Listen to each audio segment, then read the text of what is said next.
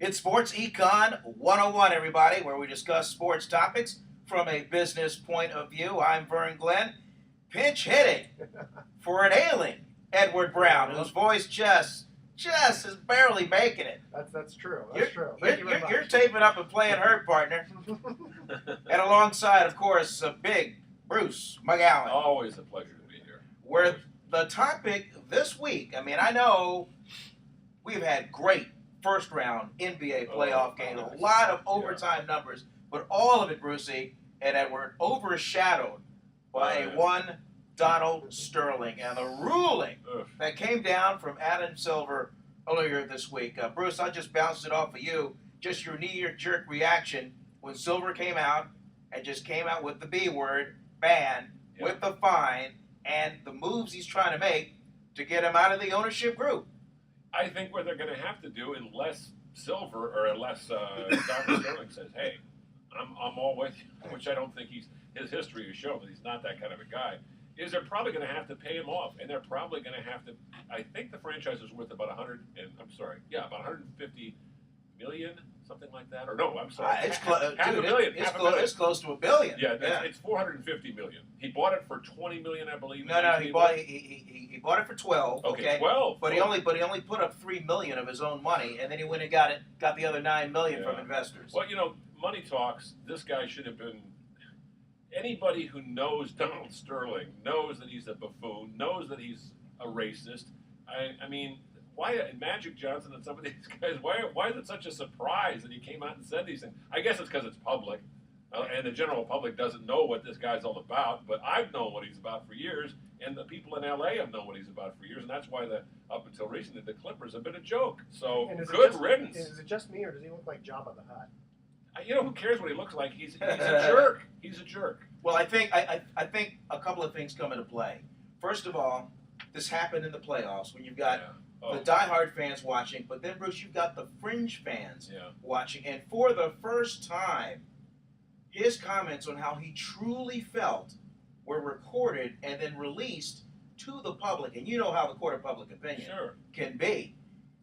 We all knew that he was a racist, and 10 years ago, owns a lot of property in Los Angeles, said publicly, I'm not going to rent to Hispanics, I'm not going to relent to blacks because he thought blacks were lazy. Right. And they drank too much and smoked too much and smelled too much. Exactly. Yeah. And he got in trouble for that, but then so long as it wasn't making the league look bad, it was like the circus animal, where the guys are behind him kind of scooping and then brushing behind Good way of putting it. The elephant. He was the circus elephant. Well, it's too bad because the games have been terrific. The theater has been exciting between the Clippers and the Warriors. That's one of the best series around. It has been. And it's a shame. And I think, Vern, unfortunately, your casual NBA fan just wants to be entertained. Now, there are a lot of people out there who are upset, more than upset about it, including the players, including Doc Rivers and Mark Jackson. I mean, Mark Jackson made some very pointed comments about Donald Sterling. Yeah, he went out and said, hey, before Game 5, I don't think the fans should even show up. Well, you know what Doc Rivers said to that? Doc Rivers said, maybe Mark was thinking of, trying to help his own cause by having fewer of our fans, but I think his heart is in the right place. And Doc Rivers is one of the classiest guys around. This has to be just driving him crazy. Do you think that maybe one of the underlying motivation for Adam Silver making the harsh statement that he did is because maybe he knew, okay, Doc Rivers, he's the coach of this team. He's a vice president of basketball operations. He knows that if they let Sterling continue to have control of the team, Doc's gone. Yeah. That's part of it. That's part of it. I think also, I hate to say it, Vernon, money. Look at the sponsorship that dropped out. The Clippers lost. Oh my gosh! Carfax, State Farm. It's the laundry list, and it's all about money, and we talk about money on this show. And sports, everything in this country is driven by money, and that, unfortunately, is if Donald Sterling could just do about anything within the legal limits and get away with it, as long as he wasn't too blatant about it. But when his girlfriend, who allegedly embezzled 1.8 million, I'm laughing about it because this whole thing is the theater of the absurd. And he took her to court. I guess his people took her to court, and she said, "I'm going to get even." And she recorded this phone conversation and released it to a website, which of course was like, "Wow, we got the story of the year," and it did. Yeah, and Edward, for you, I mean, you own property. I mean, it's your business. You know about this Yeah. this kind of thing. As far as the value of a piece of property, let's just call the Clippers a piece of property. When he goes to sell it, now normally he's going to walk away with almost $1 billion. But if you have no sponsorship attached to the franchise, and everybody else is kind of taking a step back from the franchise, how much devalue is cast over Okay. an item like that? Well, I think initially there'd be probably maybe a 25% deduction, but you got to remember that if he's out completely, it's a brand new ball game. Oh, okay. So they're sponsoring the Clippers, they're not sponsoring him. So if you get a new ownership, there's no reason why like State Farm wouldn't come back. The thing, Yeah, but aren't they damaged goods? I mean, to the consumer. No, to consumer. If you're buying a fixer upper, let's just call the Clippers.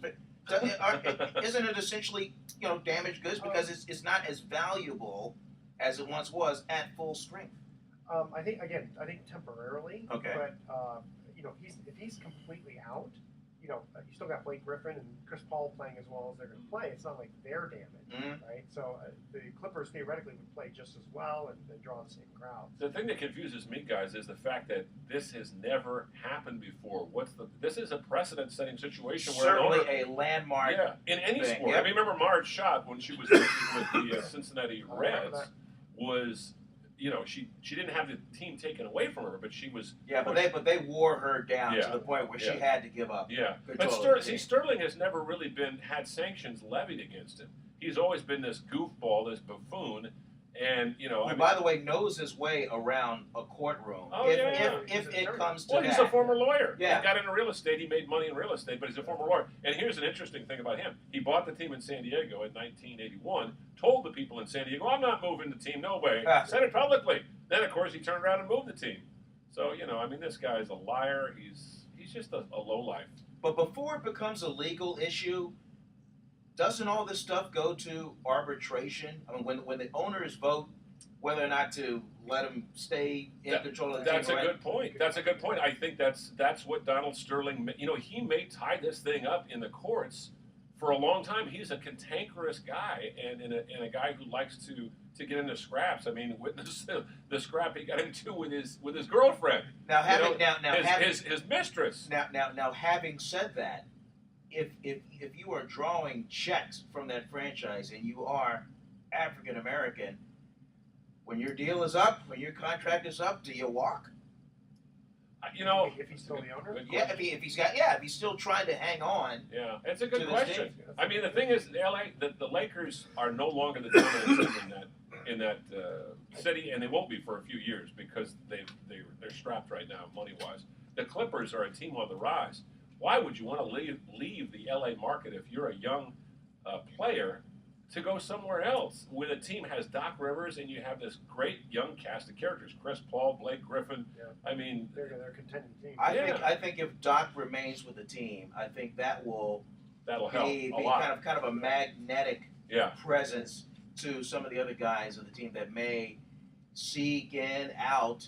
And Silver said himself that he would, if a player really wanted to leave, he would honor and clear a way for them to leave the team if they really needed to. Final quick thought, it's a shame the Warriors, the great season they've had has been sort of overshadowed by all this because they may not win this thing. On paper, they're not as good as the Clippers without Andrew Bogut, who's out for the year, probably out for the year with a fractured rib. But they've had a great season, and it's their whole season has been overshadowed by this nonsense, as has the Clippers. And before we jump in and give it back to Edward here, you know how it is. If in fact the Clippers are resilient and go off and win this thing, it'll be because Adam Silver made his stand. And if the Warriors win, it'll be just heart just wasn't in it. It was this big distraction. We're going to the first commercial break here, and again the theme is hard baseball questions, right? Okay, who is the only player to get a hit off of Warren Spahn and Roger Clemens? Ooh. The first three emails with the correct answer with a free 3-day 2-night stay at the Lighthouse Resort. Email Edward at sportsecon101.com. The answer to this question: who is the only player to get a hit off of Warren Spahn and Roger Clemens? And he is a well-known player. Don't touch that dial. Sports Econ 101 will be right back. That'd be somebody from the mid-'60s to the early '80s, yes. or mid-'80s. So I was going to say Pete Rose, but Pete Rose didn't play in the American League, and Clemens has never played in the National League. And well, he did, but late in his career and not after. That was after Pete Rose was out of the game. I don't know. Maybe he's like, God, could it be somebody like Garcia Parra, who No, maybe because when he was a rookie, he might have. No, because Spahn retired in 64? 65 was Spahn's last year. 65 was his last year. You know, he was 44 years old, 45 years old. Okay, so it had to have been like a rookie player or something like that. Yeah. And then played in both leagues. God, I'm trying to in both. Frank Robinson? No. God, by the time Frank Robinson. When did Clemens start? Clemens started about Early 80s? Clemens started about 83, and Spahn quit or was finished in 65. So it would have to have been like the mid 60s through the early 80s. This guy's career. And you probably finished as a designated hitter or something. Yeah. You got to hit off a clip. Yeah. All right, so let's. I'm a little out of it, guys. I don't mean to be dramatic, but I just found out my cousin passed, and I knew she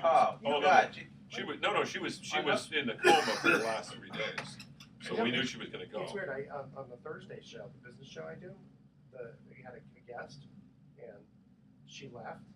On the way home, she gets a phone call. Her brother died. Yeah. Well, these people, like. Well, everybody's got an expiration date. The thing is that you never know when your time is called, so that's why you got to enjoy your. So this poor gal, my cousin, was just a mess, in terms of taking care of herself. She never took care of herself. Diabetes, alcoholism, hepatitis. Oh my gosh. Yeah, she had it all. How old is she? 62.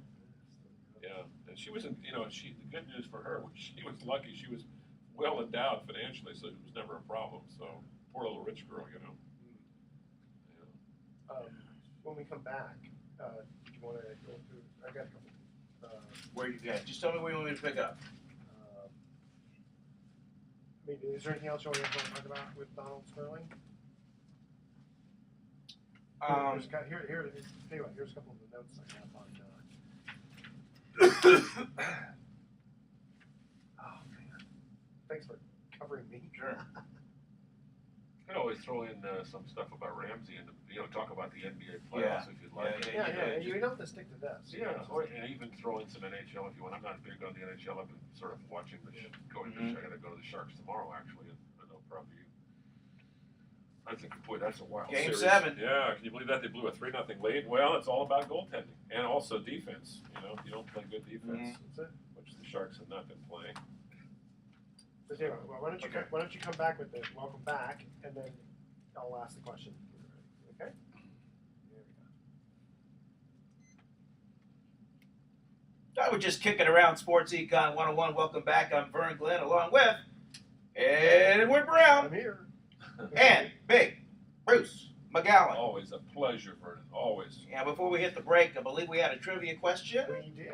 Who is the only player, this is talking baseball, hard baseball question here. Who is the only player to get a hit off of Warren Spahn and Roger Clemens? Now, Vernon and I were kicking this around.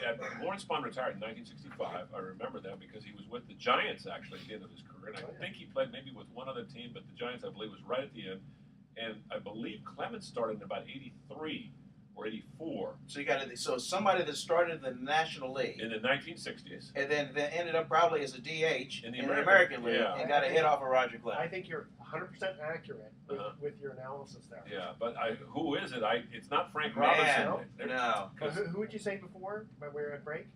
Who did I say before? Pete Rose. Pete Rose. No, but it was his teammate. Ooh, a teammate of Pete Rose of the Cincinnati Reds. Yes. Not Frank Robinson. Well, Frank Robinson was a teammate, but not Frank Robinson. Who got a couple of MVPs? Joe Morgan? Yes. Joe Morgan. Joe of course, because he played with the American League Oakland A's. That's right. That's right. He played it for his hometown Oakland A's. In addition to playing for your San Francisco Giants. Hit the home run that knocked the Dodgers out of the pennant race. Another Bay Area product. Yeah. Houston Colt 45s. Houston Colt 45s, that's right. Hey, one more thing as we kind of like simmer down and wrap up the NBA.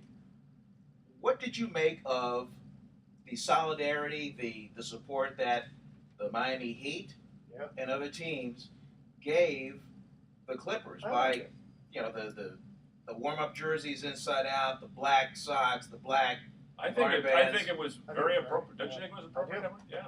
I mean, it was expected. It was appropriate. I think Doc Rivers was concerned that there was talk about boycotting the game And there were a number of people who wanted that game boycotted, but Rivers is kind of old school. He's into the game itself. Maybe when he was younger, he would be more of a firebrand. But it was interesting to hear Harry Edwards' take on this. Dr. Harry Edwards, a great sociologist over at the University of California, Berkeley, who was the man who engineered the black-fisted salute at the 1968 Olympic Games, the Summer Games, with the athletes John Carlos and Tommy Smith in protest to some of the things that were going on. And Harry was very even-keeled and even-tempered, but at the same time he said, "Hey, this guy has got to get out of the business. Donald Sterling has got to get out." It's pretty simple. It's funny you mentioned that. On the TV side, I happened to interview Jim Barnett, who's the Warriors' TV basketball analyst and played with a whole bunch of NBA teams. Played with the Celtics. Yeah. His rookie year played with Bill Russell, who was player-coach at the time. And I asked him, I said, boy, if this was Bill's team, and if this had happened, would he have played this game? I don't know. And he said no. I don't think so. Yeah. I mean, Bill Russell had to put up with a lot of nonsense when he was in Boston. I mean, he led the team to 9 NBA championships, and people came in and trashed his house. But, we forget racism, unfortunately, is a part of our country's history. A lot of white people don't like to be reminded of that, but it's reality. It's unfortunate. I mean, we fought a civil war to get rid of the slaves. And some people bring up the point, hey, this mistress girlfriend, half black, half Mexican, and I immediately fired back, well, the rules don't apply to the slave owner. Yeah. As a slave owner, they can do whatever they want with the hell. Yeah. I mean, find a white guy with a last name of Jefferson or Washington. But the rules just don't apply. It's just not the same. We were talking about that. I was looking at an article and it said that Sterling does not like to pay white players. He doesn't think that they're strong enough or big enough. Apparently, J.J. Redick, he was just very much like, well, some of us, and he would have, and Sterling would have these creepy comments. He'd walk into the clubhouse and he'd look at his players, look at my big black. Yeah. I mean, talking like he's sizing them up. Well, what's sad too is that some of my Jewish American friends, know that Donald Sterling was raised in that faith, and they're just appalled because you talk about a group of people that's been persecuted a lot. Only thousands of years. Yeah, only thousands of years. You'd think this guy would be a little more sympathetic. Obviously not. So. And this hits home with you a little bit, Bruce. This kind of casts not a shadow, but it really kind of overlooks the passing of a polar opposite. Jack Ramsey. Of Donald Sterling. That would be Dr. Jack Ramsey. Yeah, what a great guy. I got to work with Dr. Jack Ramsey in a very peripheral way when I was working in television in Portland, Oregon back in 1979 as a weekend. And it was the 77 Blazers that he led to the NBA title? Led him to the NBA title. I was up there with Bill Walton. Yeah, with Bill Walton. Right. I was up there about a year later, and we carried the games on our station. We were the flagship, and I had to fill in for our sports director a couple times, and I always went to the practices and talked to this guy. He was not only brilliant in terms of understanding the game of basketball, but he was interested in so many other things. And the guy, he was a triathlete up until he was in his mid and early 80s, and the guy had cancer for the last 6-7 years of his life, but he just fought his way through it and finally passed at 89. He fought the good fight, had it for 6 years, but just refused to give up the fight. And great coach.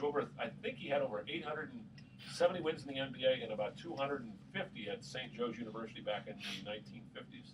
So you're talking, and then of course he became a great commentator with ESPN, and only retired a couple years ago, and the passion was still there.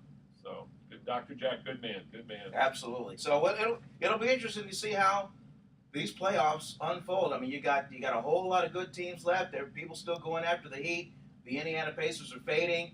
You got teams playing small ball like the Warriors, and the Atlanta Hawks really giving it. Boy, I love that. I love that. Yeah. I love that. And Indiana's just imploding. They really are. And they were late in the season. They were having their problems. It's like a bunch of spoiled kids that can't work together. Yeah, and the Dallas Mavericks just giving the Spurs a run for their money, really making it work for them. I thought this would be the Spurs year, but the Mavericks are a dangerous team.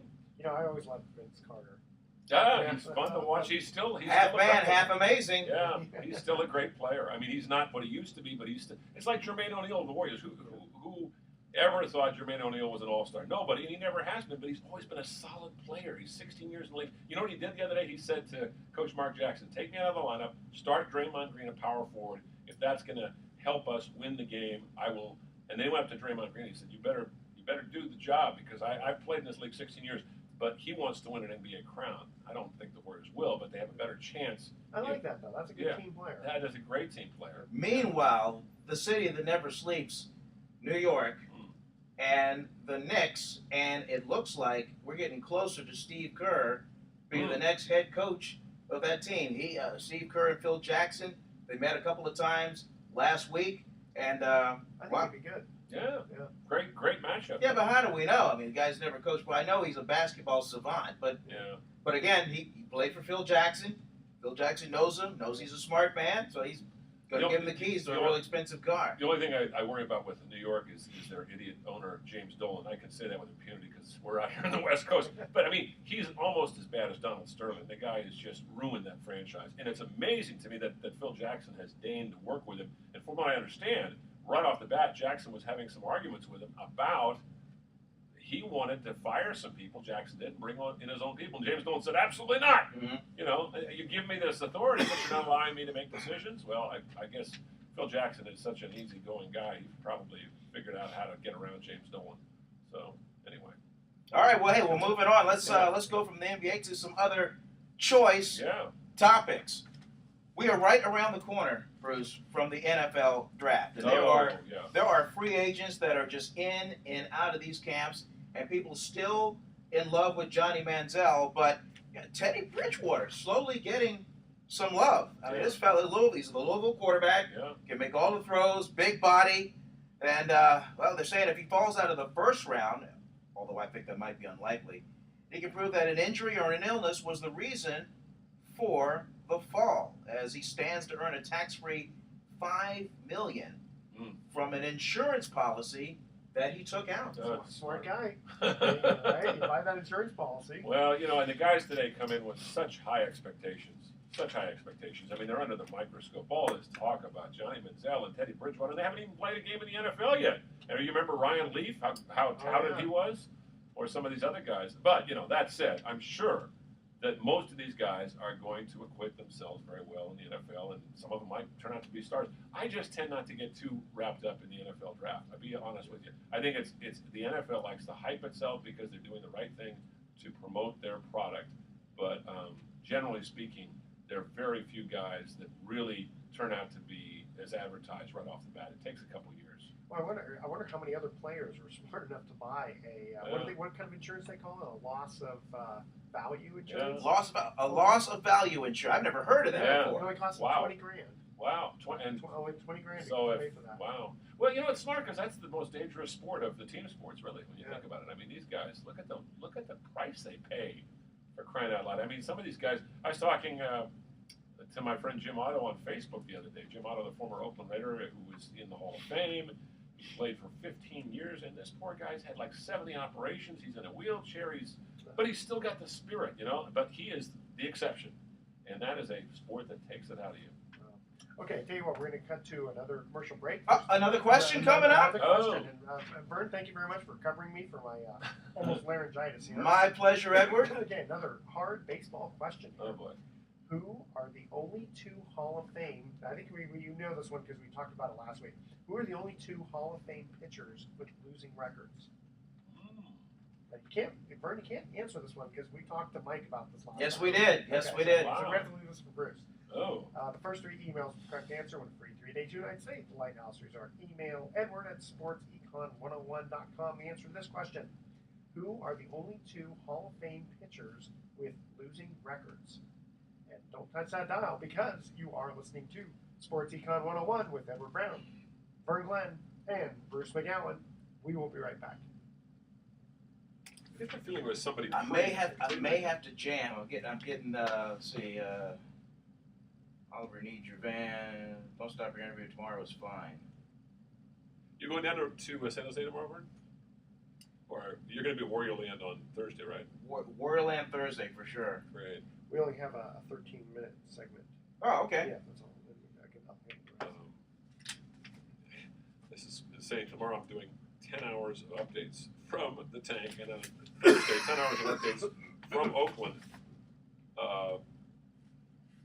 So I get some overtime, which is nice, but oh my gosh.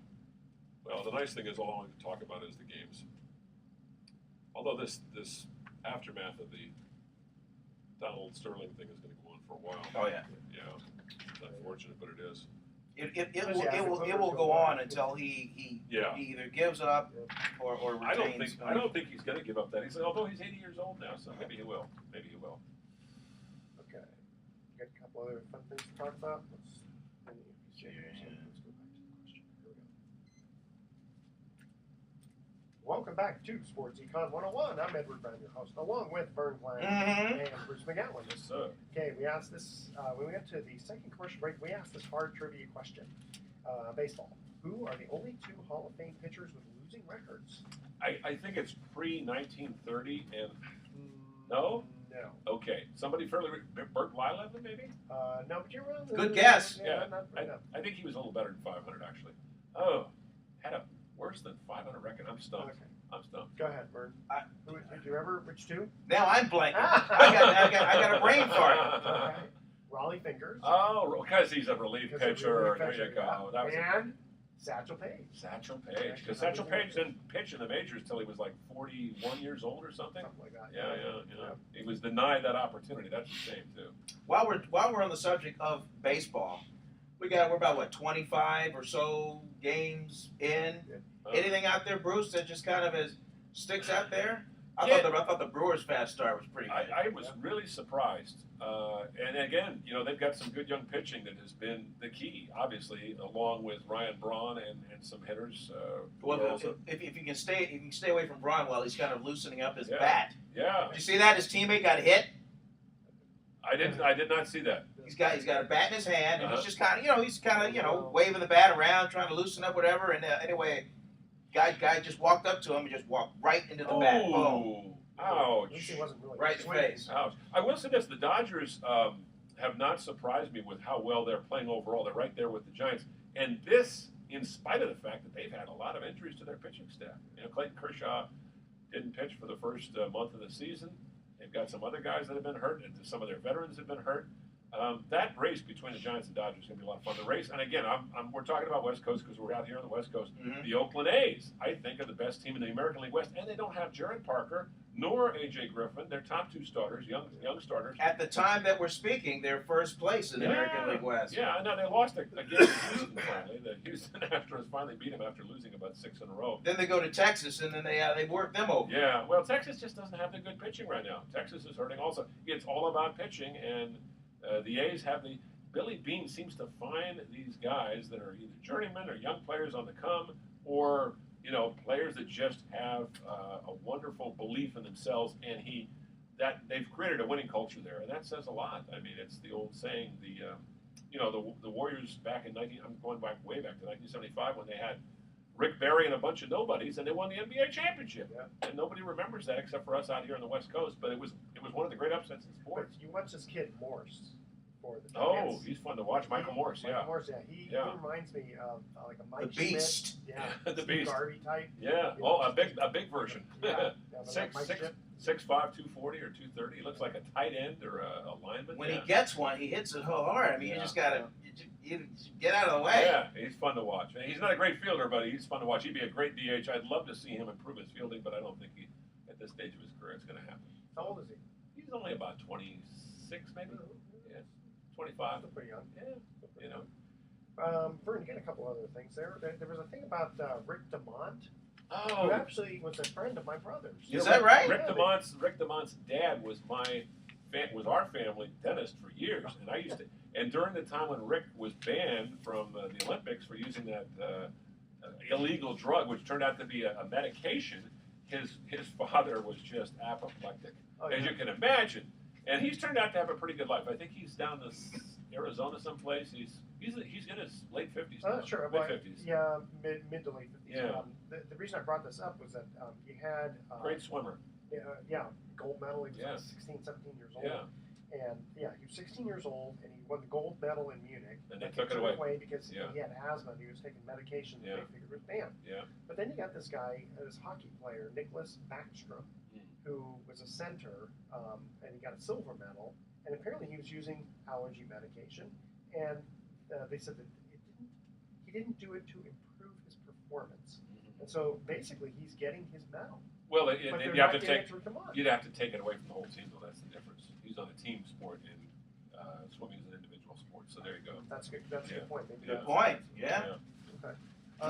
But you make a good point though too. That why should he get away with something? And again, that's kind of a tricky thing there with the team sport versus an individual sport. Yeah, I mean, they talked about how Demont, he just happened to take this medication for his asthma.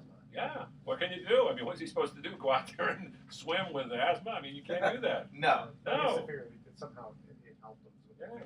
Oh, of course it did. It kept the asthma away. Then they have this dumb lawsuit. They say they think that this might be the dumbest lawsuit ever. Buffalo Bills fan named a guy Jerry.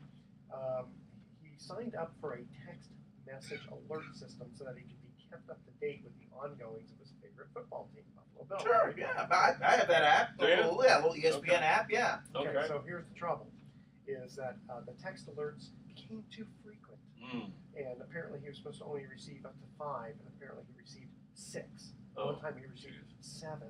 So he's So suing. he sued something like. Oh, come The on. Bills agreed to provide $2.5 million What? in debit cards to people who had signed up for the text service, along with $562,000 to this guy's attorneys. We've become such a litigious Yeah, society. and he gets It's $5 pathetic. grand for It's being classified wow. representative. It's horrible.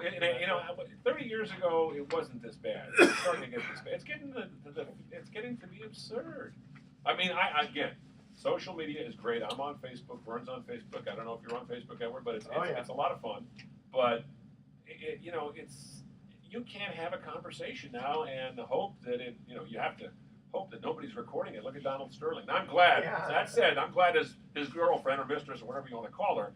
I don't have a lot of respect for her either, but I'm glad she did what she did just to get rid of this. Well, guy. fortunately for us, this conversation is being recorded. I have nothing to say that I regret, at least right now. But Okay. you never know. In a couple of minutes from now, it may be a different situation. Okay, well, going back to the lawsuit type thing, this is kind of an interesting case here. A 49er fan is suing the NFL for $50 million for geographic ticket discrimination Come on. when he wanted to go to the NFC Championship game in Seattle. His lawsuit says it was part of an effort to keep 49er fans away and further promote Oh, the yeah, Seahawks yeah. local Oh, advantage. I What do you remember think hearing that? about that. That's absurd. That'll be a loss. You'll never win that. No, and maybe there is some truth to the rumor. Broncos try to do it, and they weren't getting that. Yeah, maybe they did make it more difficult, but they have that right, don't they? I don't know. Sell to the hometown fans. I got 2 words for him: ticket broker. Yeah, there you go. Yeah. You can always find it. Go outside the stadium and pay $1,000 if you really want to get in the game. You There can you get a ticket Yeah, I don't know the whole thing about this lawsuit. Who is he trying to buy from? from the Seahawks, and they wouldn't allow him to have the tickets because they want to Because he's a 49er Because fan. he's a 49er fan, they want to give them only or sell them only to their own Yeah, fans. the Broncos do that all the time. Yeah. Isn't Yeah. that a little bit of discrimination? Well, yeah, I guess it is, but I mean, still at the same time, you can get tickets. Yeah, but that's not fair. Like, if he has to pay $1,000, let's say you're right. Oh, he I has to pay really feel $1,000. sorry. I feel sorry for him. Well, Jeez. but how much would the Seahawks? Stay at home and watch the game on TV for crying out loud. Okay, all right. Wow, you're getting a little feisty I'm sounding there. like an old fuddy-duddy media type, I mean, should teams have the right to discriminate who they sell tickets to? Yes. They Yeah. do.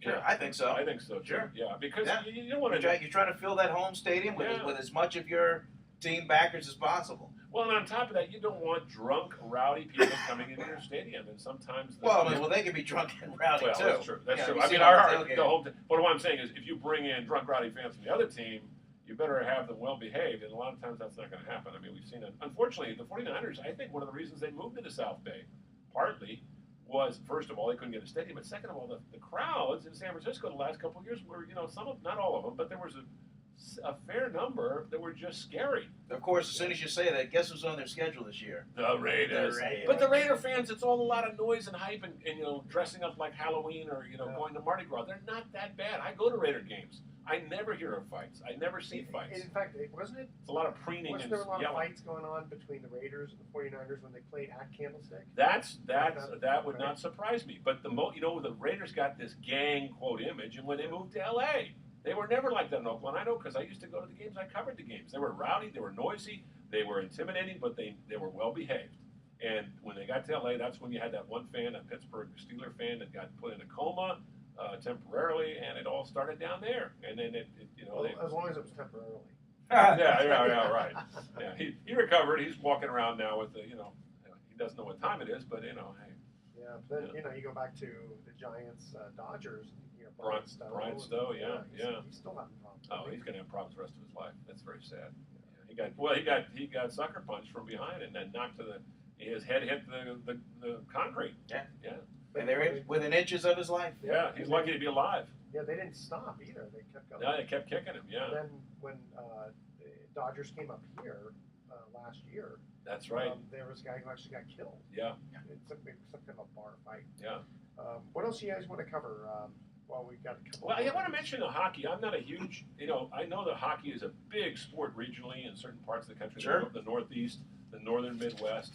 The thing I love about hockey is you get a hot goaltender, and man, the series can change. And again, we're looking at the local team here. The Sharks were up 3-0 on the Kings last we heard, and then Jonathan Quick, who's one of the premier goaltenders, suddenly woke up and got some help, and also just makes some amazing. Gets back to being Jonathan Quick, and suddenly all of a sudden that series is tied up. So that's the Kings are trying to be the fourth team ever to come back from being down 3-0 and come back and win a 7-game series. And it's a great story because like the Warriors Clippers, this is a regional rivalry with two teams that don't like each other that are very evenly matched, and that's what makes sports so fun. Sort of like the Red Sox, Yankees. Yeah.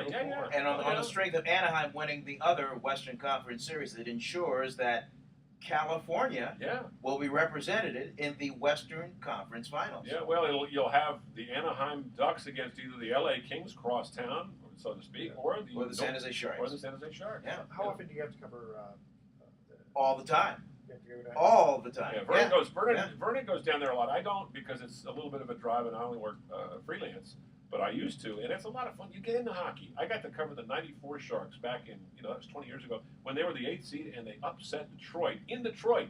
As a matter of fact, they'd lost the night before 7-1, and nobody gave them a chance with the score tied, or the game tied 3-3. And Jamie Baker scored the game winner in the third period. The most famous goal scored in the history of the San Jose Sharks. Well, it was their first ever playoff series. And you know what it did, though? It gave the Detroit Red Wings something to shoot for the next year. And they started off on a great run. They won something like 3 titles in the next 8 years. Like their own miracle on ice. Yeah, it was. It was. Yeah, and then over in the East, you got the Boston Bruins. They're still alive. And then another one of the original 6, it's a terrific game. But I will say this, you have to go to the game. You do. It's not a good sport on television unless you're a fan. And how about speaking of great series, how about the Blackhawks Blues? I think 4 of those games went to overtime. 4 or 5 of them went to overtime. Amazing. So how about Anaheim? They scored 2 goals in the waning moments, force overtime, and then win in overtime. Wow, that's great. I went to a college school or a college at the University of Denver where hockey was big. I'd never followed hockey, became an instant hockey fan. You have to play a sport or at least be around it, I think, as a kid to really appreciate it. But hockey's one of those sports you can pick up pretty quickly. Those guys are great athletes. I mean, stop, backwards, side. I mean, on a dime. And the women love hockey. You see more women at the That's hockey. another thing that I don't get. Yeah, they get the hottest women. Well, it's because of the teeth, no teeth, doesn't matter. It's kind of like dancing, really. The way they move down the ice, their moves. Yeah, it is. Okay, here we're going to go to our third and final commercial break trivia question. Again, we're talking hard baseball questions here. In 1973, 3 Braves, hit 40 or more home runs. Name them. 1973? 1973. So they were the Atlanta Braves then, not the Boston Braves or Milwaukee Braves. The first 3 emails with the correct answer win a free 3-day 2-night stay. What's the question again? In 1973, 3 Atlanta Braves hit 40 or more home runs. Name them. All right? Email Edward at sportsecon101.com. Don't touch that dial, SportsEcon 101 will be right back. I got 2 of them. I think Aaron was one. I think Darrell Evans. No, I don't think Dusty did. I know Dusty was just a kid in '73. He'd been in the league. Dusty Baker. Yeah, he started his career with the Braves. Dusty Baker was on deck. Yeah, Aaron went deep for 17. Who was the third guy? It wasn't Rico Carney. It wasn't Eddie Matthews because he was pretty much gone out of the game. Who the hell was it? Damn. Catcher. Outfielder. Well, I know Aaron and Darrell Evans were 2. Ralph Garr, maybe? No, he didn't hit that many. Shoot. You got me. You said Who's- Dale. who's You first said base? Dale Evans, Daryl Evans, or Dale Murphy? Oh, Dale Murphy. Dale Murphy Dale- was 80. He was like He was- 82, yeah. 1, yeah. Yeah, he started his career in the early 80s, late 70s. Dale Murphy had back-to-back MVP years. Yes, he Yeah, did. was. For some lousy teams, too. Mhm. He was there during the bad times. Okay, ready? Yeah. All right. Just a couple minutes with that. Welcome back to Sports Econ 101. I'm Edward Brown, your host, along with Vern Glenn and Bruce McGowan. Hey. When we cut to the third and final commercial break, we asked this trivia question. In 1973, 3 Atlanta Braves hit 40 or more home runs. Name them. Well, I think we got 2. Okay, Yeah. go ahead. Who's the first one? You got Henry Aaron, right? Hank Aaron hit Yeah. 40 home runs. Next, Darrell Evans. Daryl Evans hit 41. Who later played with the Giants, of course. And now this next guy, he rarely hit more than 5 home runs in any season. And that year, he hit 40 or more? he had 43 home runs. And he was also the last person to get a hit off of Sandy Koufax. Ooh. Damn. And he's managing. I think he's still managing. Currently managing. Currently managed? I believe so. Wow. Who would that be? Okay, he used to, if you think the Mets and the Baltimore Orioles. Davy Davey Johnson. Davy Davey Johnson. Davey Johnson. Can you believe that? Yeah. Okay, guys, we're going to cut to our thoughts for the day here. Oh, he managed. He managed Washington Nationals. Gave it Yeah, up, and now yeah. Matt Williams is the manager. That's of the right. Nationals. There you go. Okay, in 2011, pro golfer Kevin Na set a record for most strokes on a par 4 hole when he shot a 16. What? on the Wow, ninth hole. That's pretty bad. that's hitting the water a bunch of times. Yeah, Wow. I don't think I've done that before. 16? It took an agonizing 20 minutes. That sounds like Tin Cup with Kevin Costner. Yeah. Yeah, that's what I remember. Yeah. And Southern California alumnus Giles Pellerin attended 797 consecutive Trojan football games Ooh. from 1925 to 1998. Didn't make it to 800, though. I guess not. He Yeah. traveled all around the country to follow his beloved team, a streak that came to an end when he passed away at age 91 Wow. during the USC-UCLA game at the Rose Bowl. He died during the game? Wow. During the big game? That was their big That game. was a big game. Did they bury him with his Get a Life Foundation card? Probably. Buried him in midfield. Okay, tune in Yeah. next week to Sports Econ 101, and hopefully my voice will be back by then. We're going to be discussing sports topics from a business perspective and giving away more vacations for answering sports trivia questions. Thanks for listening. On behalf of our team, I'm your host, Edward Brown. We'll see you next week. Good night, America. So long. Little bird. Jeez, man, I really